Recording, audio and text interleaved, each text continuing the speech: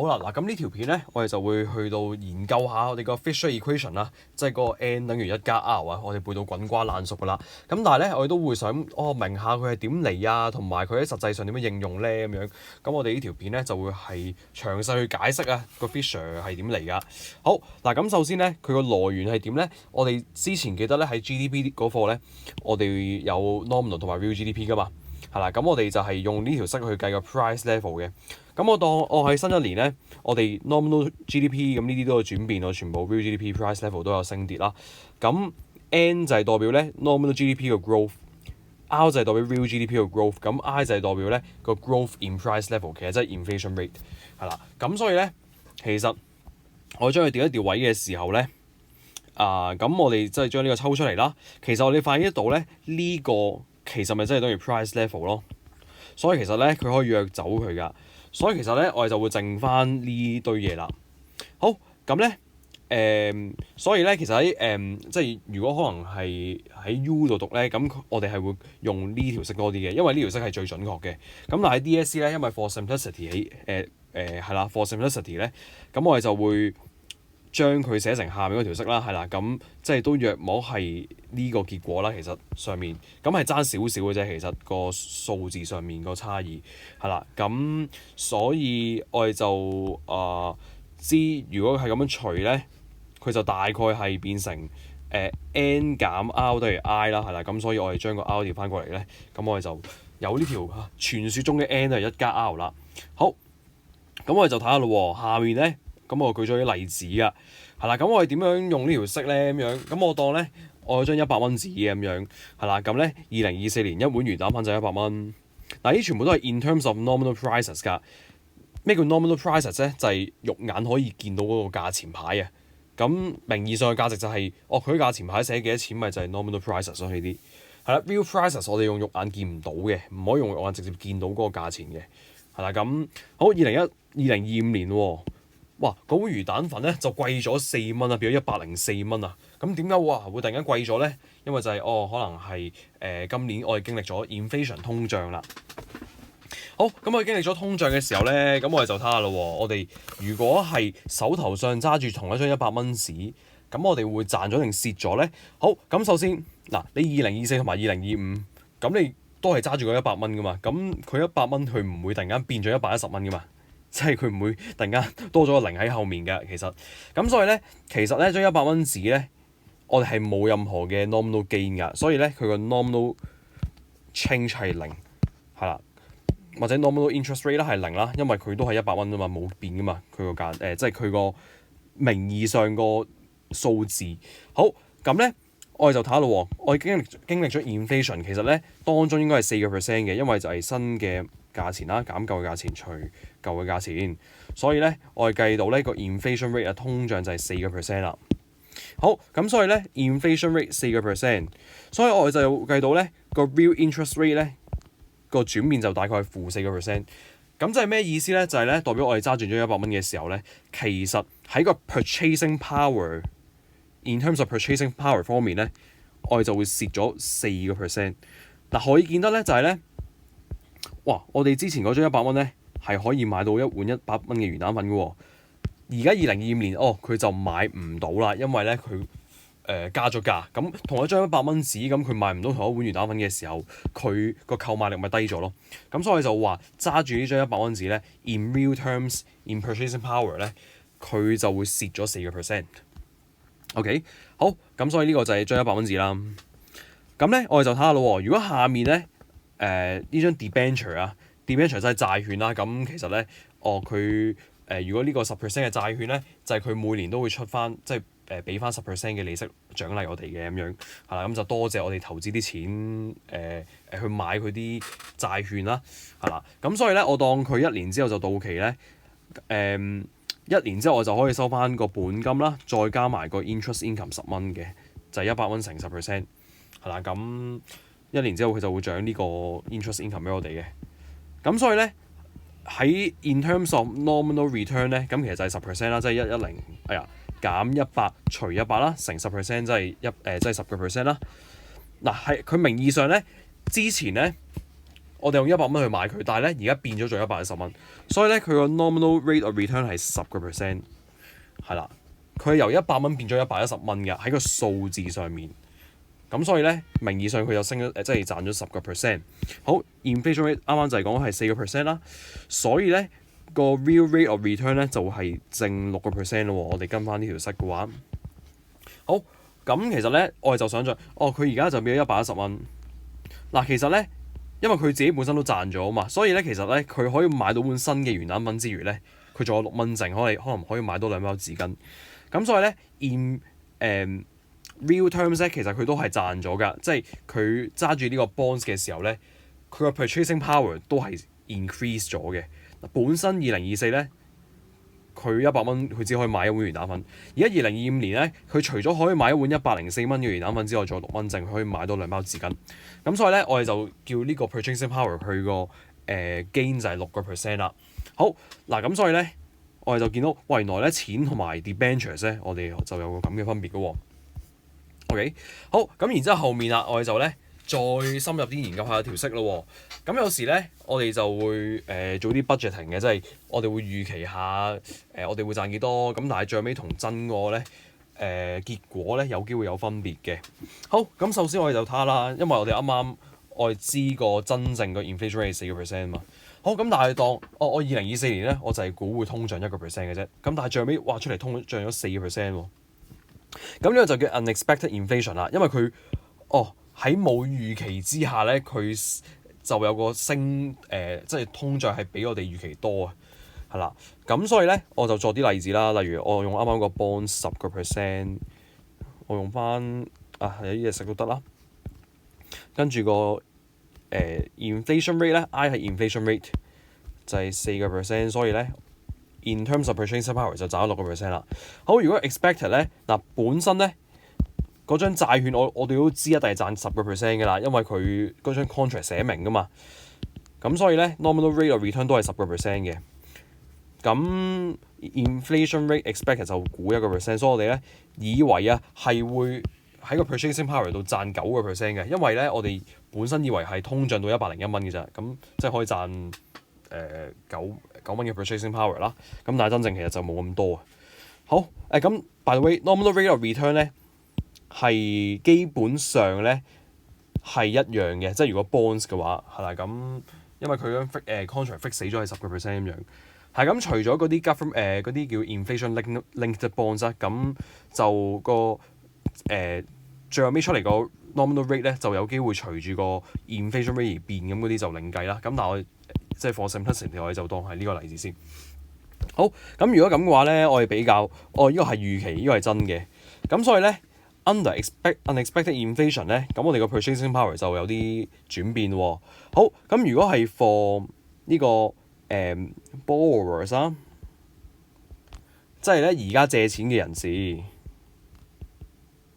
咁而家借錢嘅人士咧，咁佢將來還錢嘅時候咧，佢以為要還9% purchasing power，但係而家咧只係還6% 啫。咁所以咧 for borrowers 咧，我係借錢嗰個咧，即係我欠人嗰個咧，咁我係 under unexpected inflation 咧，我就會係 gain 嘅。咁但係咧相反 lender 咧，即係咪叫lender 係借錢俾人嗰個啦，係啦，借錢我用咁樣中文寫好似唔係咁好，債主咧應該叫做。係啦，債主咁本身以為收到9% 喺未來，但係而家只係收6% 啫，所以佢就係 loser。係啦，by the way，如果本身咧佢係可能一個負數嘅 inflation rate 變到個 actual inflation rate 變翻正咧，咁呢個都係叫 unexpected inflation。好嗱，咁跟住咯，我哋就睇呢個 case 2先啦。好 unexpected disinflation 嗱呢個咧我覺得 DSE 佢未必考呢樣嘢嘅，咁即係其實我就全部 case 都寫晒出嚟啦。即係今次就係佢預期係7% inflation rate，但係最尾4%。咁所以咧，我哋甩翻啲數字咧，我哋就見到係呢個就係3% 啦。然之後咧，佢呢個即係都係跟翻上面啦。係啦，咁 under 呢個 unexpected disinflation 咧，即係咧我哋原本係以為7% 嘅，但係最尾4%，佢仍然都係正數，但係咧佢個通脹率通脹率比我哋冇預期中升得咁多，係啦。咁所以咧，本身如果 for borrowers 咧，我係要將來還錢嘅人咧，我本身以為係要還3%，而家咧，原來要還6%喎。所以如果 unexpected disinflation 咧，對於 borrowers 嚟講就係 lose 㗎啦，因為咧我哋決定 gain 同埋 lose，我哋就係透過比較個 expected 同埋 actual 預期就係還3%，但係真正咧要還6%咁多啊，所以咧俾佢感覺就好似蝕咗咁樣啦。相反 lender 咧就會係 gain， 係啦，咁呢個唔多解釋啦，其實都係反翻轉嘅啫。好，係啦嗱，disinflation 咧，咁即係 DSE 少出啲啊。disinflation 嘅意思就真係都係咧個 inflation rate 都係 positive 嘅，但係咧佢升得越嚟越慢，係啦。好，咁咧跟住咯，unexpected deflation 真係通縮啊，咁即係 inflation 嘅反轉啦。好，咁即係如果我哋本身以為咧個 deflation rate 係4%，或者 inflation rate 係-4%，係指緊同一樣嘢。咁但係真正咧，原來通縮咗6%。好，咁如果咁樣甩翻落條式做咧，就係10%啦，即係個 bonds 嘅 nominal return 啦，就係-4%。本來以為咧個 purchasing power 會賺14%。好，咁而家咧真正係跌咗-6%，咁就有冇計錯啊？16% 啦，係啦。好，咁所以咧，如果 for borrowers 嚟講咧，本身佢以為咧要還14%，原來而家要還16%喎，比佢想象中多喎。所以 unexpected deflation 咧 for borrowers 嚟講咧係 lose，for 債主咧 lender 就係 gain。咁我哋就如果係文字咧，我哋就會寫for borrowers they lose。點解 they lose 咧？因為they have to repay the 可能 rent 係啦，咁fixed amount of rent with a higher purchasing power under unexpected deflation。咁呢啲我陣會再寫。好，咁跟住 case 4咯，最後尾咯。by the way case 3咧，如果佢本身個inflation rate 係正數咧，即係4%，而家跌到一個負數，咁都係叫 unexpected deflation， 因為冇預期佢會通縮噶嘛，係啦咁。OK，case 4就 unexpected mild deflation 係啦，咁其實就係咧，兩個都係通縮，咁但係咧呢個比我哋想象中嘅通縮率係少咗嘅，呢個應該係61%，sorry 係啦。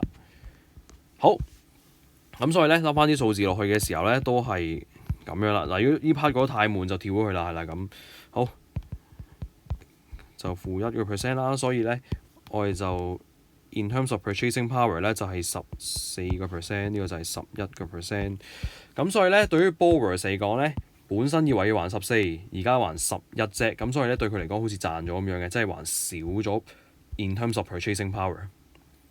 好，咁所以咧 lender 咧就係 lose 咯。好，係啦，嗱 DSE so far 都好似冇見過 case 2同埋 case 4嘅，係啦咁。但係如果真係如果真係有啲咁尷尬嘅情況，都可以咁樣俾個名佢咯。好，嗱咁跟住咧，好，呢版講完啦，跟住到下一版咯。咁我哋就睇下我哋其實仲會學呢啲嘅 terms 噶嘛。即係呢啲其實係乜嘢嚟嘅咧？咁其實咧嗱，雖然我哋都可以背，咁但係咧我哋都可以最好明咗佢嘅意思係乜嘢先。好，嗱咩叫 cost of holding money 咧？其實 cost 我哋從 Form 4第一課學，其實就係代表 opportunity cost 啊嘛。犧牲咗幾多？我哋揸住啲錢咧，揸住100蚊嘅時候，我哋會犧牲咗啲乜嘢咧？我哋就會犧牲咗用佢嚟買張 debenture 嘅機會啦。咁所以咧，我哋揸住咗100蚊嘅時候咧，我哋就會放棄咗個10% 嘅 return 啦。所以 opportunity cost of holding money 就會放棄咗 debentures 嘅 return 咯。所以就係10%，即係咧 nominal interest rate。係 nominal interest rate 就係講緊一般嚟講嗰啲 financial assets 咧，佢嘅 return 係幾多錢？咁我哋就會放棄咗呢啲嘢啦。好，嗱，如果佢冇講咩 real cost 咧，咁我哋就係 in nominal terms 嘅，咁所以就係個 N。好，咁如果real cost of holding money 咧，咁我哋就會攞呢個㗎啦，係啦，咁係啦，叫做好，即係 real interest rate 啦。好，咁跟住咯，nominal rate of return on holding money or cash， 咁就係咧，揸住啲錢嘅時候，佢名義上面個數字會唔會變咧？咁其實我哋可以笠翻落條 Fisher 度嘅啫。嗱，如果 nominal rate of return 咪就係講緊個 N 咯，其實咁揸住啲錢，咁你過1年之後佢都係100蚊嚟㗎，所以咧其實係0% 嚟㗎，一定係0%，佢唔會自己咧變咗110蚊或者變咗1000蚊㗎嘛，係啦，咁張紙張銀紙啦，好。咁所以咧，最後尾其實如果 in terms of real rate 咧，揸住張錢嘅 real rate of return 就係啲乜嘢咧？嗱，呢個係0% 啦，我當佢 inflation rate 啱啱係4%，咁所以 real rate of return 就係-4% 啦。換言之，就係 negative the inflation rate。其實咧，我哋就係用緊呢條式去揾個 real rate of return holding money 啫嘛。咁所以咧，如果啱啱個 case 係-4%，即係咧叫做 negative the inflation rate。係啦，咁所以咧，我哋咧好多嘢都係從條 Fisher 咧去到 derive 出嚟嘅。OK， 好，咁跟住咯，我哋就大致上啦，係啦，咁都講晒啦。好，咁我哋就試下啲 exercise 啦，係啦，咁好，咁如果呢條啊，我哋就首先咧有 expected 啦，佢冇 real，咁所以咧我哋就寫翻 nominal 等於expected 嘅 inflation rate 再加 expected 嘅 real interest rate。好，塞翻啲數字落去先。Nominal interest rate 5%，expected inflation rate 咧係3%。好，嗱咁所以呢個就係2%啦。好 ，cost of holding money 啊，即係 opportunity cost，揸住啲錢就係咧，我哋會犧牲咗嗰啲 bonds 或者係 financial assets 嘅 nominal return 啦，即係 nominal interest rate，所以係5%。好 ，nominal return of holding money 揸住啲錢，咁名義上咧，即係 nominal 其實嘅意思就係喺個數字上會變幾多。係啦，你叫咗100蚊紙，佢會唔會自己多咗個0咧？就不會嘅，所以0%一定係㗎啦。好，咁所以 and the expected real interest rate，expected real interest rate 就係2% 咯。所以就好快啦。係咪 A 啊？sorry 唔係 B， 係啦。好，咁跟住下面嗰題咯。Suppose the actual inflation rate， 咁我就笠翻落條式度啦。如果佢in terms of actual 咧，咁兩個都要 actual 嘅。咁 nominal 我哋就唔使加個 A 同埋 E 啦，因為咧 nominal 無論係 actual 同埋 expected 咧，我哋都 assume 佢一樣嘅。除咗啲 inflation linked bonds 啊。好，咁如果個 actual inflation rate 係-1% 啦，或者佢可以寫 actual deflation rate of 1%，亦都係講緊同一件事。好 ，nominal interest rate 3%，所以咧即係 actual real interest rate 係4%啦。好 ，cost of holding cash，opportunity cost of 揸住啲錢就係犧牲咗嗰啲 bonds 嘅 nominal return 啊嘛，所以就係 nominal interest rate 3%啱嘅。expected real interest rate is higher than the nominal interest rate。嗱，咁我哋全部都係 real actual terms 嚟㗎，你見係冇預期任何嘅資料㗎，所以咧我哋係唔知㗎，係啦。好，因為我哋冇 expected 嘅 inflation rate 啊嘛。咁我哋就唔知呢個係幾多嘅。The actual real rate of return on holding cash is 1%。係揸住啲錢就係0% nominal return 啦。咁而家真正個 inflation rate 係-1%，所以咧係揸住啲錢嘅 real rate of return 係正1% 啦。所以咧3咧都係啱嘅，所以係 B for boy。好，然之後咯，2024。好，又寫翻條式啦，係啦咁。Nominal interest rate on bonds 係6%，好，佢係 expected 嘅，咁所以6% 等於咧呢個應該係 expected interest inflation rate 啦，所以 expected real interest rate 就係2% 啦。好，所以我哋就睇下先。好，對乜嘢我 holding money 6% 咧？咁我哋笠下咯喎。嗱 ，cost 即係 opportunity cost of holding money 就係個寫咗 bonds 嘅 return 啊嘛，或者debentures 係啦，咁一樣嘅。咁所以咧，其實咧就係cost of holding money 啦。咁呢個咧 nominal rate of return of holding money 應該係0% 嘅。